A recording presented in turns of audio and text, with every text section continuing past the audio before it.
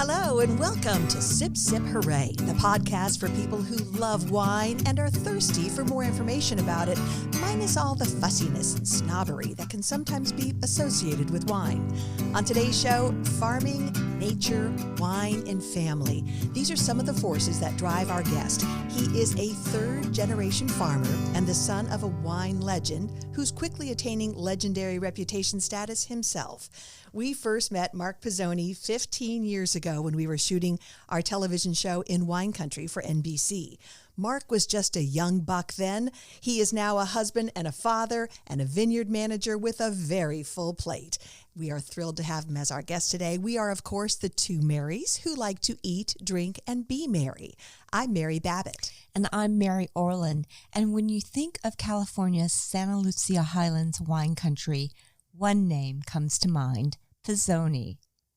This winery was founded by the larger-than-life Gary Pisoni. Against all odds, he planted vines in the Salinas Valley when everyone else was planting row crops and said that it couldn't be done, but he did it. So we are here with Mark in the wine cellar below his home in the Salinas Valley, and we're surrounded by some wonderful bottles, some that have been consumed, some not, but we are so thrilled to be here. And whenever I'm asked what was my most favorite episode of In Wine Country, there's no hesitation, Pisoni. Absolutely. It was a fun one. It was. We called it Pisoni Land, and it was just so much fun. Everybody was so gracious. We got an awesome vineyard tour with Gary in his vintage Jeep, and the family provided a lovely cookout for us, and Mark's grandmother made these awesome pies. But so we are so thrilled to be back with Mark and catching up. So Mark, welcome to Sip Sip Hooray. Thank you, ladies. I'm absolutely thrilled to be here. Thrilled to share some more of our story with your listeners. And it's really cool that that memory of visiting our ranch really resonates with you and sticks with you. My father and our family truly love our ranch, love our wines, and love sharing them with people who really care about it. It's obvious that you guys do. And your family approach to it is really special and really unique. I mean, you are a third-generation farmer, and you talk about being on the farm with your grandfather and his influence on you. Can you tell us about that? Yes, we're very much a farming family, and I like to say real farmers, and we've been doing it for quite a while. The early 1900s, our family began farming dairy cows right above us in this area that we are in the middle of the Salinas Valley. And then in the 1950s, my grandparents began farming row crops in the Salinas Valley, really rich soils, do fantastic for growing for growing vegetables. And then my father in 1982 went up to the mountains in the property that we had in the Santa Lucia Highlands and began planting wine grapes up there. Was one of the first people to plant wine grapes up in the mountains, took a huge risk planting wine grapes up there, and really fantastic to see how that's turned out. I mean, my dad absolutely loves wine, loves sharing it with people, and planting wine grapes was part of his history. Yeah. People thought he was crazy for doing it, and maybe your grandparents too? Were they among the doubters? Yes, very much so. People thought my father was crazy because really, truly, up in the benchlands of the Santa Lucia Highlands, where our property is, at that time, nothing was growing up there.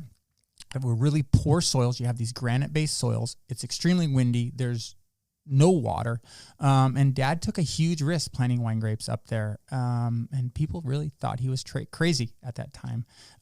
But fortunately, I mean, it's a great story, and sticking to what you love, truly believing in things, and pursuing your passion and your dreams, even when other people think you're crazy.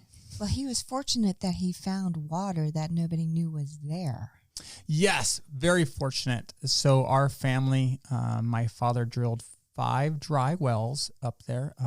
Our family nearly went broke drilling for water. On the 6th well, my dad found water up in the mountains where people thought it was not possible. And from there, we were able to irrigate the young vineyard that he had planted at the time. I'm trying to picture that, on well number 5, it's still dry, and you do a 6th, you go for it again, and to hit this hidden gold. It's the eureka moment. Yeah, truly. I mean, water is so precious. We look at where we are in California now in a drought, and we look at, how precious water is. And we as farmers value water so much, conserve it so much. And for my dad to have found water in the middle of the plant some wine grapes up there was truly, truly special, and probably one of the most memorable moments of his lifetime. How is the drought impacting you guys? The drought's impacting all of California agriculture, and we as farmers are doing our job to save as much water as we can. Fortunately, grapevines use very little amounts of water. We as farmers also firmly believe in stressing our vines and giving them minimal amounts of water. So it is affecting us. Our canopies are a little bit smaller. Yields are a little bit lower. They're not quite as healthy as normal, but we're doing what we can to work with a very small amount of water that we have. And any good farmer should be doing that. And if you're not doing that, something's wrong. Yeah. Well, you've said to us just before we sat down that it's not just enough to be a farmer anymore. Can you elaborate on that? Yeah, very much so, Mary. Great question. I'm a third-generation farmer, been around here for a long time, and really feel firmly that you need to not just take care of your small ranch. You need to do your part to take care of your ranch, your team, the environment as a whole. We're certified sustainable farmers, and you need to be doing a larger part as far as adopting solar panels, conserving water, planting cover crops, ensuring that the pumps you use reuse minimal electricity, creating open spaces on your ranch to create diversity, promoting biodiversity on your property. All these numerous things that farming has evolved so much since my grandparents were farming, and that me as a farmer, real farmer now, need to be taking all these things into account and adapting to a changing planet with different climates and less water and this whole environment. Farmers are, I think, eternally optimistic. We're constantly adapting, and we need to be doing that to be a good farmer in this current era that we're in. And you need a long view, not just for this year's yield in the row crops or this season's harvest in the wine world, but for our children and for their future. The long view is critical for all of us in terms of the health of the planet. Yeah, very much so. That long view, I think, is more important than ever, and I think people are finally starting to pay attention to that. And as farmers, we're very in touch to what's going on, to changing temperatures, to changing water, to harvest dates, and seeing how all that impacts what we're doing. And things that we're doing on our ranch to ensure that we're taking care of that, looking at changing some row directions on grapevines, changing different rootstocks that are more drought tolerant, adopting different farming practices to make our vines even more resilient, to make them so the vines that I'm planting will last 100 years and continue producing fabulous wines into the future. So set the scene for us. Mary and I have both been to your vineyards. Absolutely beautiful. And I remember one morning we were overlooking one of the vineyards, and the fog had come in, and we were a bit above the fog where we were standing, but it was just gorgeous. And the Pisoni Vineyards, Robert Parker has said that it is the Grand Cru of the Santa Lucia Highlands. So set the scene for our listeners who haven't seen photos or haven't been there. Yeah, so our Pisoni Vineyard, we're up in the mountains of the Santa Lucia Highlands, over the ridge from Big Sur. You've got oak trees all around. You've got a lot of chaparral, a lot of brush in the hills, and it's truly the mountains that we are. Rolling hillsides as well. Extremely poor soils, a lot of granite in the soils. It's also in the mountains. Mountain farming is kind of a different terrain. So imagine you have a 3-acre block of grapes here and a 4-acre block of grapes there. They really cling to the hillsides up there. And truly, our vines are intertwined with our ranches. We have, oak trees throughout the property. We have animals running around.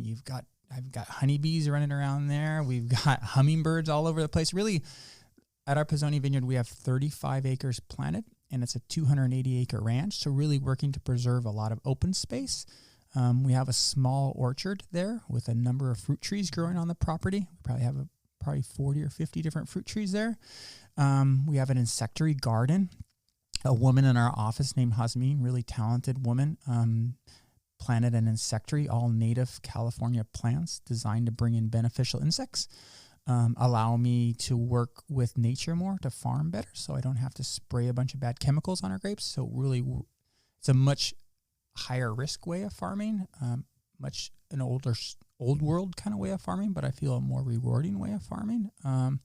So really creating a great space, not just for wine grapes, but for people, for other plants, for animals, and just a spot with fantastic energy that you want to be with. You go hiking with your kids or do anything like that. Yeah, it's alive out there. Right on, totally alive. Yeah, yeah.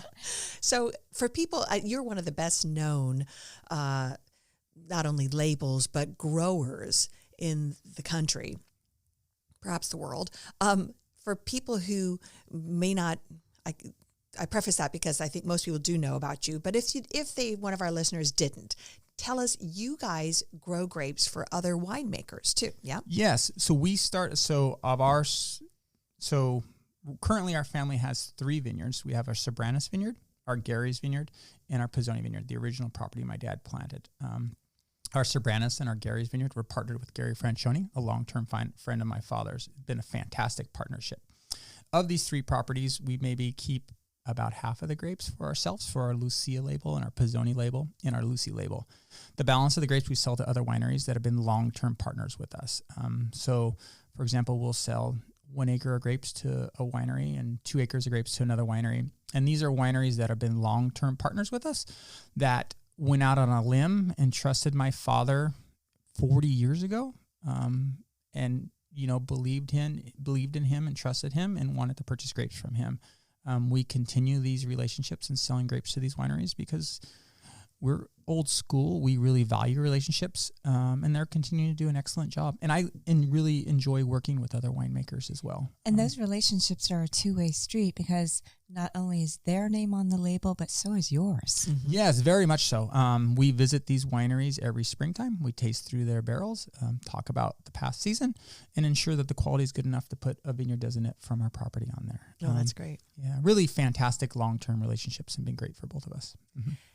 Tell us what it has been like growing up the son of this wine legend. And, you mentioned your dad is just the most fun, colorful, just a vibrant personality. He does not walk into a room quietly. He's there.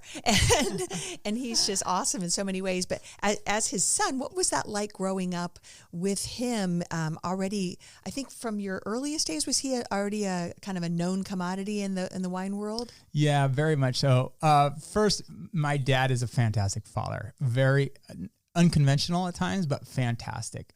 Loves my brother and myself, and really kept our family in focus, kept wine in focus, kept us focused on making high quality wines and focused on our ranches and really taking care of our ranches. And it was fantastic growing up. Dad also gave us a very long leash, my brother and I, allowed us to make mistakes that you don't often see in father-son businesses, where he trusted us, allowed us to screw up, wanted us to learn from those mistakes, and then watched us learn and grow from those. Were there some bad screw-ups? Oh, yeah. I made plenty of bad screw-ups. And my dad, we like to tease each other, so my dad would tease us plenty in our relationships and always would say, hey, kids, make the very best wines you can from our ranches, and everything takes care of itself. And I think back, you guys had an interview the other day with Laurent Perret, and Michelle talked about Bernard and talked about they made start with great wines and great people, and everything works out. And that's a great kind of motto. And it's something that when I heard that on your podcast, it kind of resonated with me. And it's something that our family has, thought about over the years and kept, people and high quality wines in focus. It's fantastic. Now, you've mentioned your brother a couple of times, so let's talk about Jeff Pisoni and what his role is. Yeah, Jeff, my brother, probably my best friend, really talented winemaker. He's 2 years younger than I am. We both probably helped my father make wine when we were, 5 years old. We were in wine. Ooh. Both of us were in wine vats, stomping around, which is, got pictures of us in underwear stomping around wine grapes. You see little kids. Did Dad threaten to pull those out when you started having relationships? Yeah, that's funny. I wouldn't be surprised. But my brother began working in commercial wineries when he was 18 years old.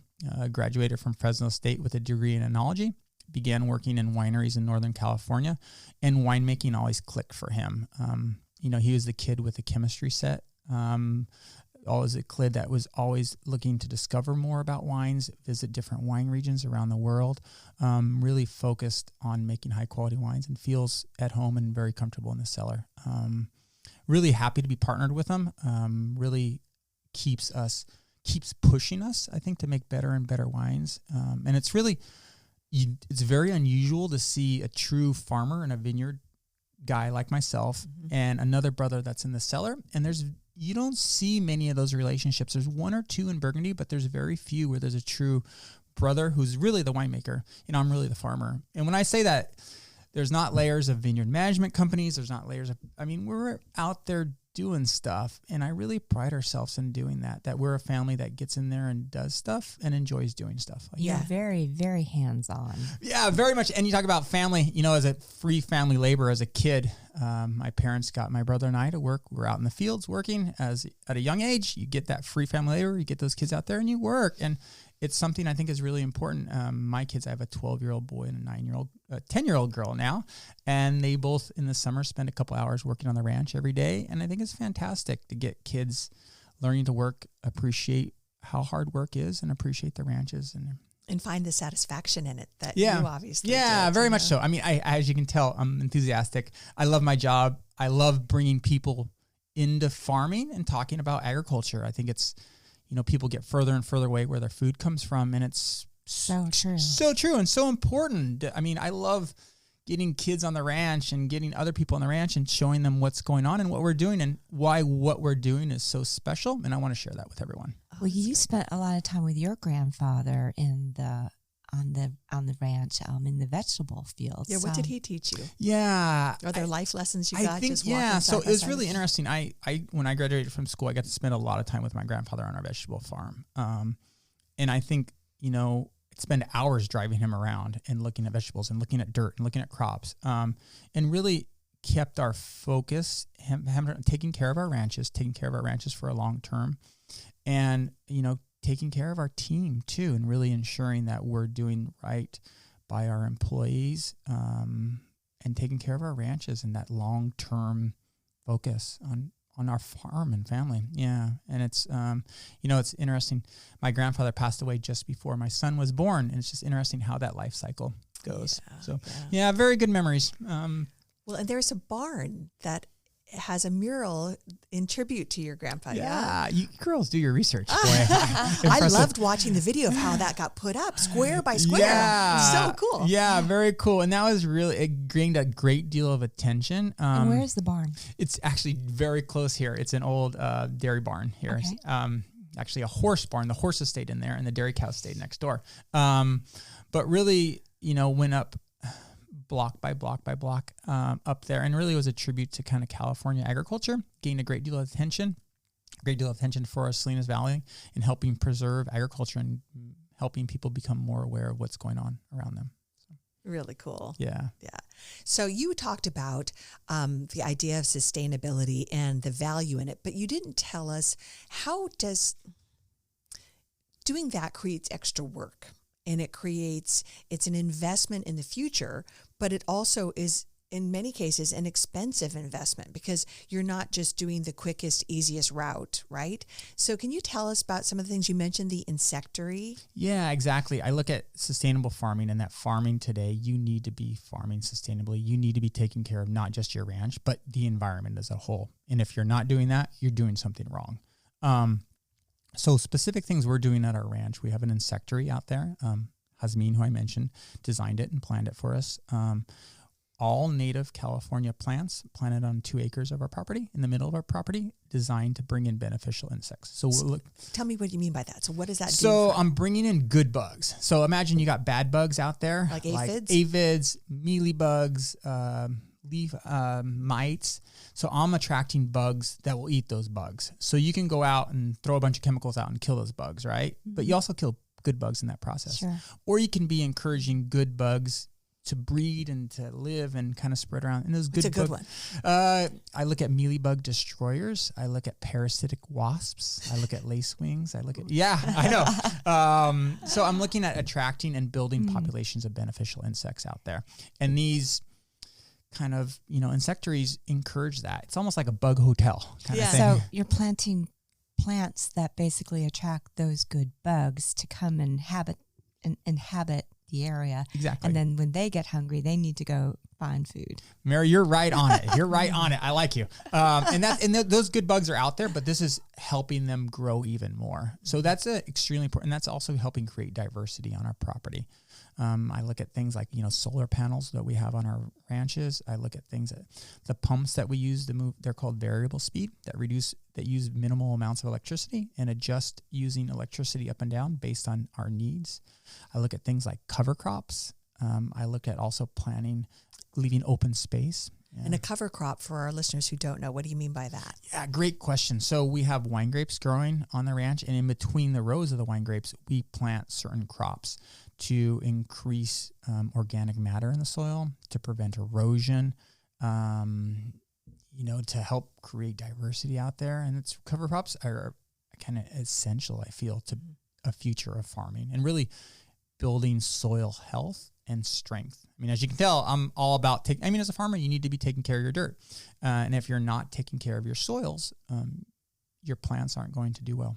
Do you worry at all about climate change in the way of increased sun exposure on your vines and down the road? And will you need more trees to shade them? Or do you think in terms of that? Or is it a different style of growing with more leaves to shade the grape? I think all of that comes into play, Mary. And I look at us as farmers, are very aware to how the climate's changing. And if we're not paying attention to that, we're doing something wrong. So specific practices we're looking at, reducing tractor passes to removing greenhouse gases. Most of what we do is all by hand as well. So extremely talented team of guys and gals doing hand labor out there. So not a lot of mechanization. On the way we're farming, you can't really mechanize it. But also, looking at changing kind of row directions on some of our newer plantings, increased leaf coverage out there. Also looking at different rootstocks and trying to make a hardier plant to deal with a different climate in the future.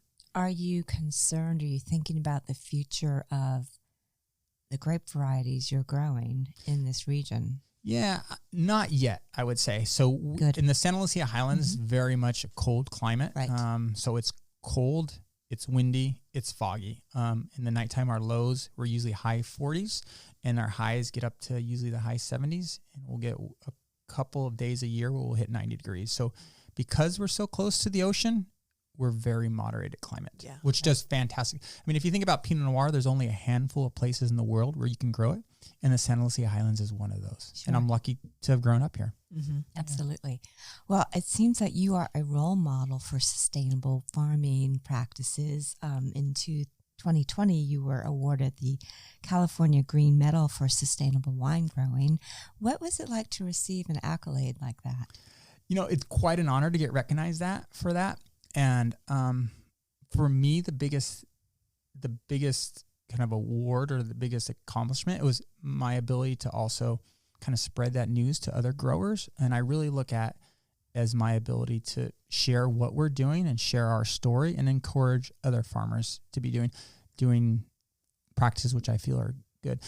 This wine industry is a very friendly industry, a very kind industry, and all of us are trying to pull each other up to do a better job. And I think that's the way it should be. And if it's not, it's not fun. Mm-hmm. And that's part of the reason I love in the wine industry so much.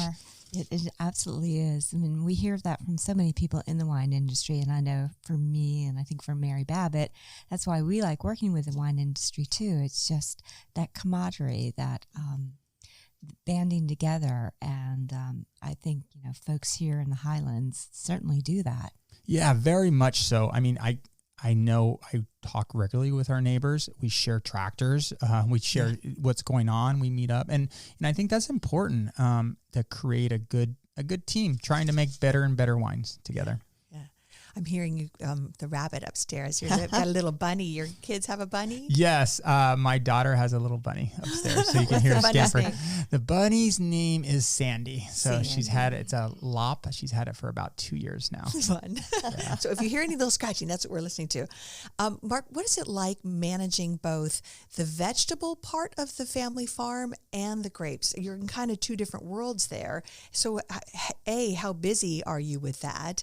And how do you juggle both demands? I get to live in two different worlds, and I feel very fortunate that I get to live in two different worlds. The vegetable world and the wine grape world are very different worlds, and being in both are really fun. What kind of veggies are you guys growing? So we have, we're in the middle of the Salinas Valley, kind of the salad bowl of the world. Mm-hmm. So imagine the valley floor, really rich soil, black clay, heavy organic soil. We're growing iceberg lettuce, we're growing romaine, we're growing cauliflower, we're growing broccoli, kind of your standard Salinas Valley crops. And it's fabulous to be able to produce food to really feed the world. And in this era of coronavirus that we just are in and coming, hopefully getting better, producing food is more important than ever. And, when you see empty grocery store shelves and people are like, hey, you pay attention to your farm. And I had people that we were growing lettuce for and broccoli for and like, hey, Mark, I want to make sure that feels there because the person I'm selling it to, their store is empty. And you really value that as a farmer. And it's like, hey, this is a pretty important job.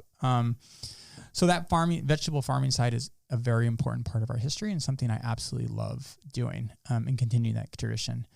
And the wine grape side is a very different world where we're going, we're stressing our vines up in the middle of the mountains. We're trying to create low yields, really smaller clusters, smaller berries. So very opposite of what we're doing in the vegetable farm where I'm trying to create big, healthy, lush broccoli plants and lettuce plants.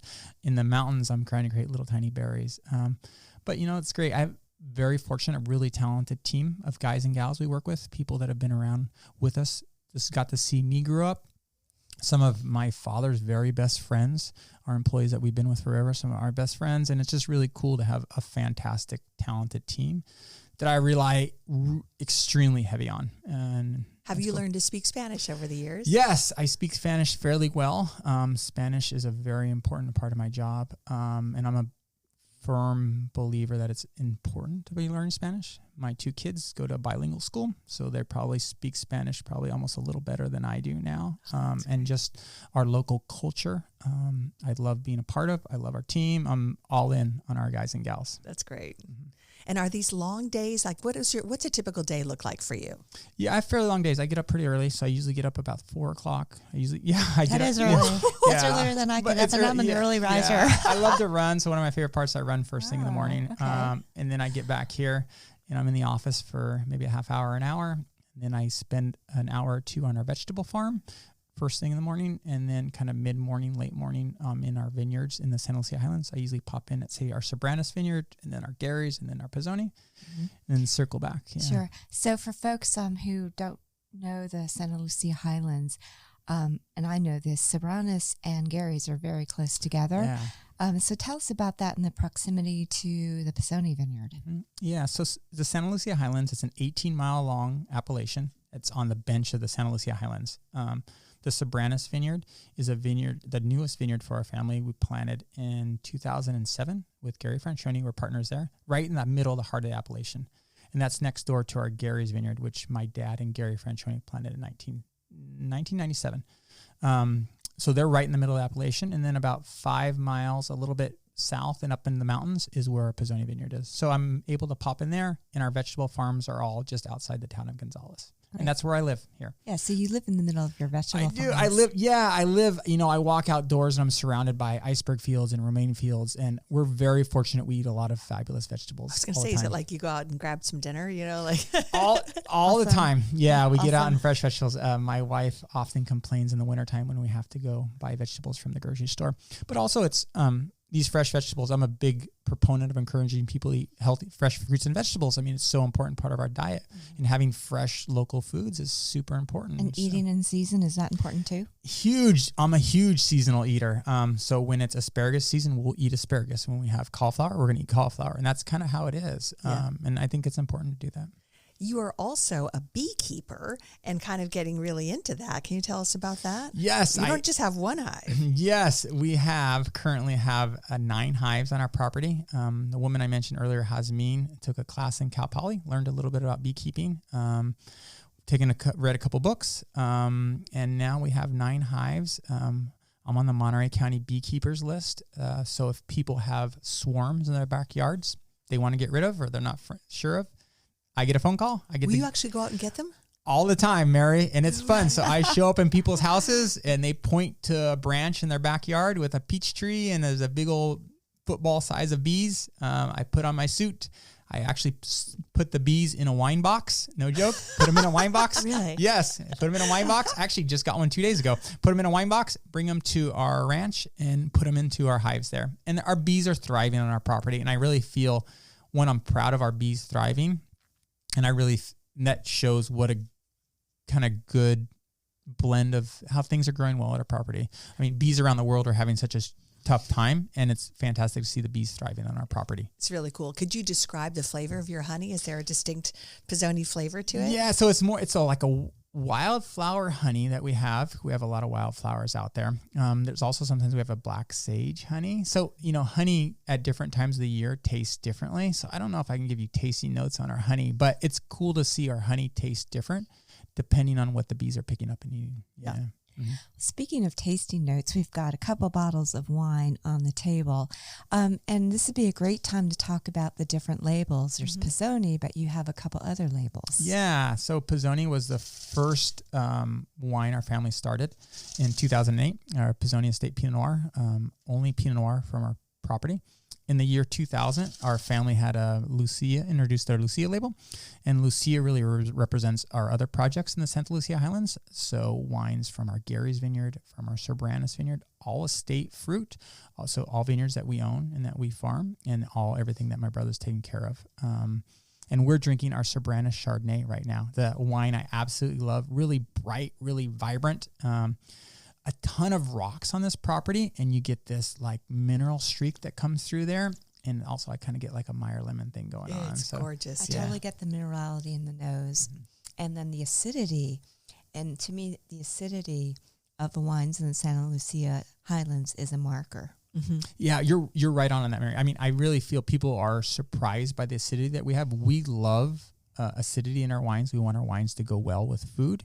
And that acidity is naturally found here. And it has to do with, all the fog that we have, the wind that we have, these really moderate temperatures. Our grapes hold on to their acidity well, which is fantastic. It's a beautiful flavor. Tell me, do you guys do oak with them or? Yeah. So my brother, I can talk a little about the winemaking, but I can just know. So we have all French oak that we use on this wine. I think my brother puts about 40% new French oak every year. They're all barrel fermented, keeps them very kind of tight, so they'll be very long lived. I want our wines to be able to people to drink and enjoy them when they're young, but I want them to be able to age for decades. Also, I look at we're a very kind of classic winemaking house where we're looking at reference wines of those great Burgundies and those great Bordeauxs and those great properties that have been around for generations and really focused on being consistent, long-term focused. And that's what we're looking for in our winemaking. Yeah, this is a really lovely wine. It's beautiful. It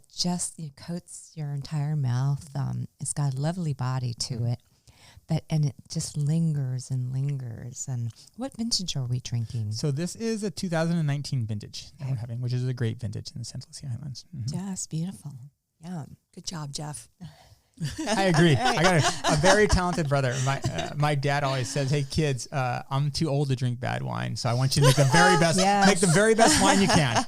Which is cool. I don't think he ever wanted to drink bad wine, but but really, I feel it's these wines are a testament to one fantastic farming where we're doing low yields, hand farming, kind of precision farming. Our very talented team out there, a fantastic location, and my brother. Really doing an excellent job in the cellar and focus on quality. And we as a family are able to make these wines where I look at the wine world, over the years has been changing where you see more commercialization, more mass production, more corporation, different. And we're on the whole other side of the spectrum. We're very old world, very hands-on, very looking for long-lived wines. And working on the fruit, making sure the fruit is perfect so that it can express itself exactly the way you want in the glass. Yeah. So there's a publication, some folks might be familiar with the term slow food, but there's also a slow wine guide, and Pisoni is in the current Slow Wine USA 2021 guide. Oh. Yes, exactly. And also you have a bottle award, I believe, or for quality. Mm-hmm. Yeah, we've been very fortunate and won a number of accolades and recognition over the years. And it's fantastic. And I really feel fortunate and grateful for that. And I really point that success and recognition back to a long-term focus on our ranches, our teams, and making high-quality wines, and really staying consistent with kind of our vision and our path and our mission over generations. And winemaking and farming, it's generational. And I'm just very fortunate to be part of a family that's all in on having the same focus. And that's really cool to be. I mean, it's rare. And I look at other families, wine families over the year have kind of fallen in a trap of trying to make more money, more production, and we're really trying to just make our wines better and our ranches better. So I imagine you all must have been approached at least once, probably more, about being bought out. Yes, we have been over the years. I mean, I think you've seen that happen with other wineries and other families. Fortunately, our family, we're not interested in that at all. And, every dollar that we make, we're continuing to invest into making better wines, whether it's taking care of our ranches, investing in our cellar, and really that long-term focus. And, you talk about, families staying together. And I look at my grandmother who's in her mid-90s now and definitely slowing down a little bit, but looking at keeping all of us focused together and as a team. And it's really cool. You can tell I totally love my job.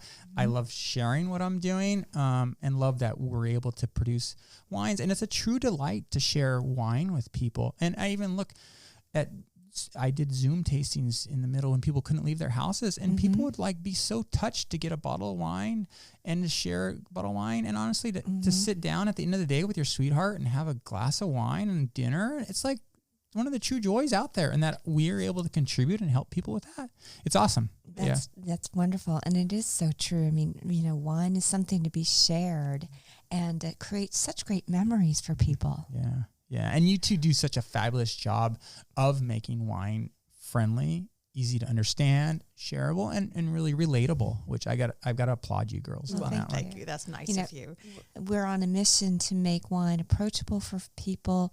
Trust your palate. We were just talking about this yesterday, that, we want people to feel confident in what they like. And if the critics don't like it, but you do, that's okay. Right. And that I always say to Mary Orland that I don't always have the right adjectives to describe what I'm tasting. I think I have a kind of pedestrian palate, but I know what I like. I just don't have the flowery words to really sell it verbally. I know what I like going down my throat. But yeah. And so you were talking about this generational thing. Do you see your kids following in your footsteps? They're young yet, so you don't really, you can't project for them yet, but is that something that you hope for, or? I have no idea. I hope my kids find something that they love as much as I love, which is cool. And who knows where that ends up. And for me and my wife, kind of rolling with whatever our kids are into at different phases of their life is really fun to see what they're into and what they're doing, and us to be on board with that. And when it changes to something else, we go to something else. And and that's part of being, we're very engaged and very involved parenting, and it's absolutely exhausting, but super fun. And that's the journey. That's right. And it's for a phase of our life. Yeah. And I think about how your dad must have felt when both of his sons decided to take on a part of the business, Jeff winemaking, you farming. He must have been just so delighted with that. Yeah, I'm sure he loves to say, I had one kid learn how to grow grapes and the other one learn how to make wine. So now I get to sit around and drink fantastic wines all the time. How involved is he now? He's still very engaged, very involved, and it's really cool to have.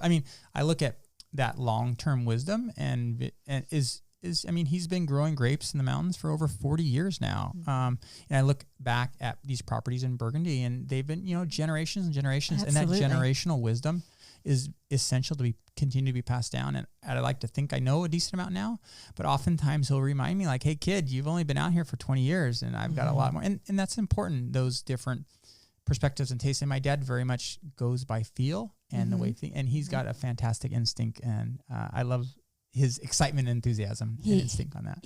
That's what I love. He is so excited talking about his grapes, about the wines. It's like he's got this almost childlike enthusiasm. It's infectious. No, totally infectious. It's right on the money. And just, I look at him as a fantastic ambassador to the wine industry, where he wants to share, if it's not our wines, some other people's wines. I mean, wine has been such an important part of his life. He wants to share that with everyone. Well, the other part is that he has built these relationships with these other wineries, and then trusted you and your brother to maintain the relationships too, right? So part of that, over years of working with other winemakers and growers and stuff, those were important relationships that he developed, and then you guys have taken them over. And what a credit to the two of you that all your people are still there, and so many want to be in your fold, and you don't have acreage for them or vines enough for them. But I think that speaks to the character of both you, Mark, and your brother Jeff. Yeah, thank you. Yeah, very much. And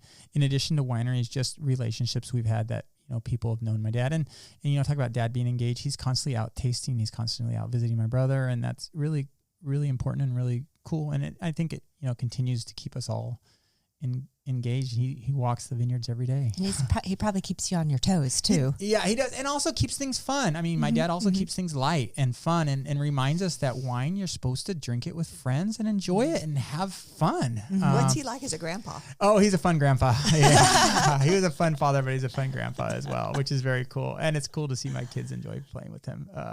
We play we do all sorts of stuff with him, which is very fun. So what do you do for fun to relax from all the responsibilities? And how far do you run? I only run a couple miles, so I'm not a long runner. So I do a couple miles. But I really love being outdoors. So I like to do hiking. I love being backpacking as well. I have a garden in our backyard, so it's kind of funny. I'm a farmer who gardens for fun as well. One of my favorite activities now is Wednesday nights. Our kids cook dinner for my wife and I. They do. Yeah, which is really fun. So we get to walk together on Wednesday while the kids cook. So it's called Kids Cook Night. What do they cook? They cook a wide variety of things. So that's genius. Yeah. I'm kicking myself. I didn't do a kids cook night. Yeah, I have 4 kids, and it's always mom cook night. Yeah. So my wife and I get a quick date. We walk down to the end of the road a couple times and back, and the kids cook, and it's fun to see what they cook. And it's just kind of fun to see them grow up. Mm-hmm. Yeah. Any favorites that they've made recently? Well, they're cooking. Today's actually my birthday, ladies, which is exciting. Oh, well, cheers, sip, hooray to that. Cheers. Happy birthday. I will sip, hooray to that one. So tonight they're cooking string beans from our garden, which I'm very excited about. We also have some corn growing in our garden, which I'm excited. And they're going to barbecue some chicken for us. So very simple. I mean, you talk about seasonal eating. That's what we have in season. That's what we're eating. That works out really good. Your 10-year-old and your 12-year-old are barbecuing chicken. Yes. I would have had no clue or probably no interest at that age. Yeah. No, and it's, wow. I mean, yeah. So they enjoy doing That's it, which awesome. is very fun. That's Thank really you. awesome. As you look ahead for Pisoni, what are some of your goals for the next 10, 20 years? I really see us focusing on what we're doing and continuing to make incremental improvements on our ranches. Continuing to focus on our team, making the same wines from the same ranches and doing a better and better job from them, and really taking care of our environment, taking care of our team, taking care of everything around us, and trying to make better and better wines from our property. And I really want to stay. That's what our family's been doing for years and years and years, and I want to make sure we don't sway from that too much. So I don't want to get bigger. I don't want to make more wine. I don't want to grow more grapes. I really want to do what we're doing better. It's interesting that you say you don't want to get bigger, because there's so much pressure, and I know you've seen it throughout the industry. Once you've got a level of success, to keep growing, adding acreage, adding cases, and in your case, production going up and up. Mm-hmm. Yeah, I mean, Mary, I'd love both of you to come visit me again and say, wow, Mark, these wines are better than they were last time I tasted.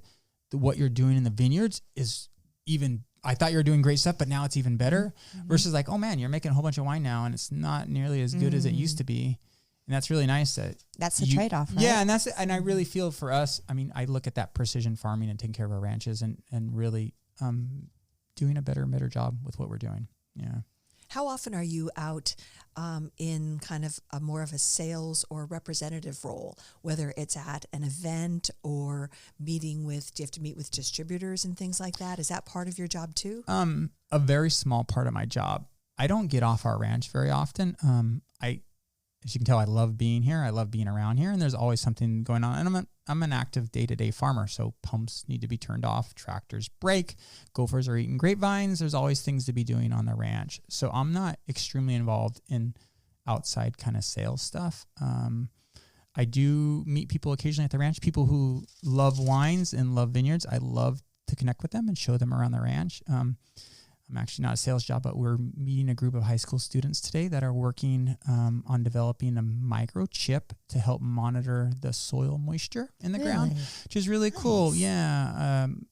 We very involved in a couple of local schools, and they bring out high school kids. And I mean, these kids in high school, they're making chips to monitor. I mean, I never did this when I was in high school. No. And it's fantastic to see. And these kids don't get out on farms at all. Mm-hmm. So, and what they're doing is extremely cool. And we're very supportive of our local schools around here. So it's cool to engage them. That's really neat. Yeah. That is so great at such a young age to get them out to see where food comes from and to do something that is responsible for the earth. Mm-hmm. Yeah, no, very much. I mean, what they're doing. So we have these soil moisture monitors that we have an outside company that we pay and doing, and they're looking to mimic that. And it's really cool to see 14, 15, 16-year-old kids doing this stuff. And I have no idea how this works. And it's cool to see them doing that. And in the same process, they're getting introduced to agriculture. They're getting introduced to technology. And, that's part of being a sustainable farmer, right? You're helping bring more kids along, get them introduced into agriculture. Think of the young minds you might be inspiring. Mm-hmm. Mm-hmm. Yeah, and it's exciting. I mean, sometimes you can get jaded being around, and to be around young kids that are enthusiastic and excited about life, it's really cool. Totally being inspired. When you were in high school, were you in good company being interested in farming? Growing up here in the Salinas Valley, is it farm country so that there are other kids doing like future farmers or 4-H and stuff like that? Or were you this lone wolf who, when everyone else was like football, you were, yay, farming? Or did you do both? I think growing up in the Salinas Valley, there's a lot of kids that are into agriculture industry. So yes, I was around a lot of other farming kids. I went to UC Davis School for undergraduate, and I went to Cornell for graduate school, studying farming. And when I was in Cornell, I got away from a lot of farming community, and it was interesting to see a lot of kids going to Wall Street there, and I was definitely not as much of a fit there. Yeah. And I was happy to be back on the ranch here. Mm-hmm. Yeah. Mm-hmm. Nice. I also want to ask you about another label you have, Lucy. Please tell us about that. Yes, Lucy. Lucy's a fantastic wine. We've been making it for probably about over 20 years. Right now we have a rosé of Pinot Noir that we're producing, and we're looking forward to making a couple different varieties into the future. Oh, that's exciting. Yeah, it is. So Lucy is right now different, is just the rosé. And one thing special about Lucy is we really have a strong commitment to charity on that. So we donate $1 of every bottle we sell to breast cancer research. And we've probably raised over $150,000 over the years. Fantastic. For a small outfit like us, it's a lot of money. What inspired that? I think breast cancer has affected quite a few people in our lives. And we started doing it on a small scale and came across some really strong women, with some amazing stories, and it connected it really hit like, oh man, this is like a serious, I mean, not to understate this, but it's like amazing how many people this affects and how many people it touches, and connected even more. We met a woman named Lucy Millman out of Chicago. So she was a 3-time breast cancer survivor, really? And really loved wine, loved life, very positive woman. And she spurred us on even more, seeing her enthusiasm and energy and love for wine and life, and continued supporting her and got us engaged in other things. So yeah, we continue doing that, and something we're really all in on. And it's part of, I think if you as an organization aren't helping your community and helping you're doing something wrong, and you need to be doing that. Yeah. Right. Absolutely. Good for you. And it's fun that you added rosé to the repertoire, right? Yeah. Really Yeah, no, rosé really, rosé's become popular the last couple of years. And it's, we have a very classic rosé. It's a very dry rosé. And it's a, a whole cluster press, so very aromatic, very bright. It's a beautiful wine. I've had it several times. Yeah. And it's always sold out. Yeah. Which is great. We've been fortunate. Demand for our wines has been strong. And I think these real authentic wines, how we're making them, where we're making them from, they really connect with people. And it's cool to see people connect with these wines and want to continue supporting us. Well, I think that authenticity comes from yours and your brothers and your fathers, your whole family's passion for wine, for taking care of the earth, for everything you're doing. And that shows in the farming, in the quality of the grapes, and in the bottle and the glass. Yeah, I think we're very real. Yeah, so you are. like good or bad, we're not filtered. We're honest. We're real. And that's. I mean, there's not a slick marketing campaign and behind there's us. no faux chateau in sight. Yeah, no. You came down a dirty, bumpy dirt We road. did. My pickup truck is covered in dirt.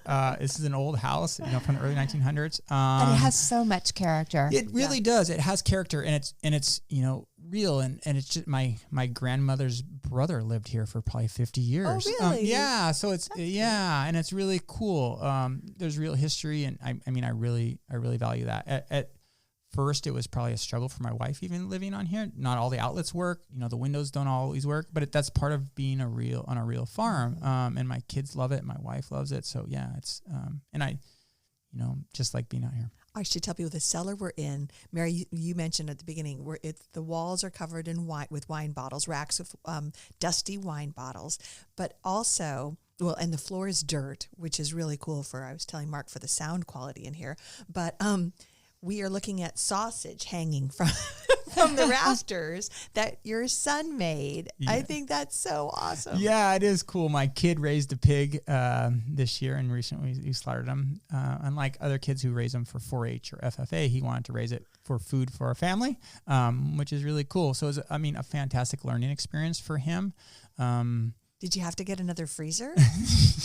So yeah, we gave a lot of food to friends, which is good. We made a lot of sausage, and just that process of responsibility for kids learning how to do things, whether it's a pig or whether it's your homework, whether it's any mowing lawns on the weekend. I think it's really trying to get kids engaged in projects and off screens also. True, hands-on, and the appreciation for where our food comes from. We mentioned that earlier, but when you're honoring the pig by making great sausage, right? He raised that pig and took care of it and loved it, and you guys are honoring it by sharing the meat and making great sausage and feeding your family and friends with it, right? It's cool. And also there's a connection to your childhood with sausage making. Yes, it's funny you mentioned that. Me, as a young kid, our family would often make sausage as well. So I'd often be helping my grandparents and their friends tying sausage. And I like to joke that I was the only one under 70 in that team when I was in my teens tying sausage, and my grandparents' friends would comment and how, man, kid, you tie so fast. And I was the only one, I think, without arthritis in their hands. But it's fun. It's their family traditions, whether you're baking pies for Christmas or you're doing cookies or, any of these. I think these family traditions are essential, whatever they are. And I think families need to embrace those traditions, and it's cool to see those traditions and see what new traditions we as a family pick up and what traditions we continue to follow. Like the Wednesday kids cook. Yeah, Wednesday kids cook. Yeah, but also, it's fun to go to friends' houses and they do, whatever they're doing, and it's cool. I have some friends, they bake cookies for Christmas or whatever it is, and it's cool to see those traditions. Yeah. Sure. I love that. And that you can share it with your children is really special. Yeah, and it's, continuing that focus on, family, which is super important.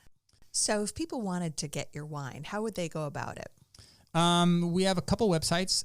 If you can go to pisonivineyards.com or luciavineyards.com.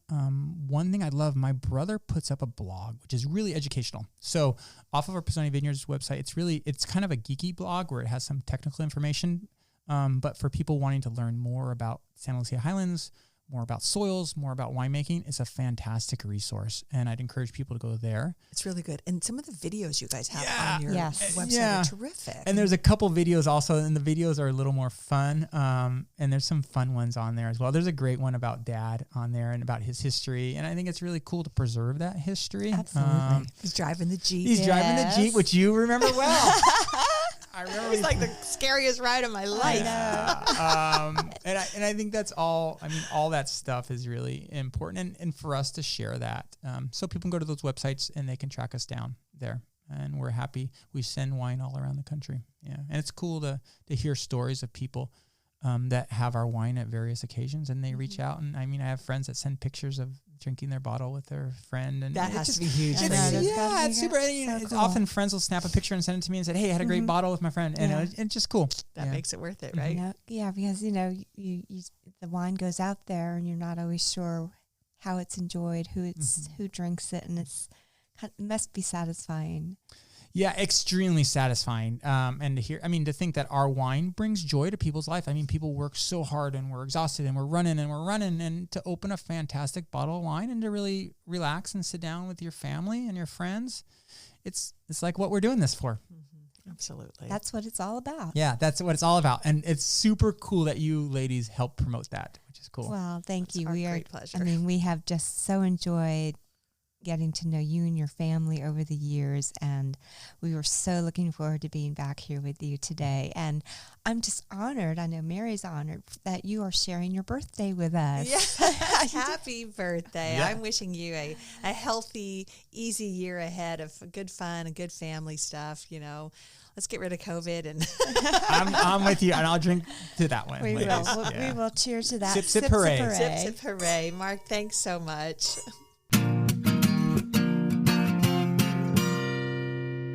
Well, that's going to do it for our podcast today. Thank you for listening to Sip, Sip, Hooray. We hope if you enjoyed the show that you'll share it with your friends, your family. Spread the word about the Sip, Sip, Hooray podcast.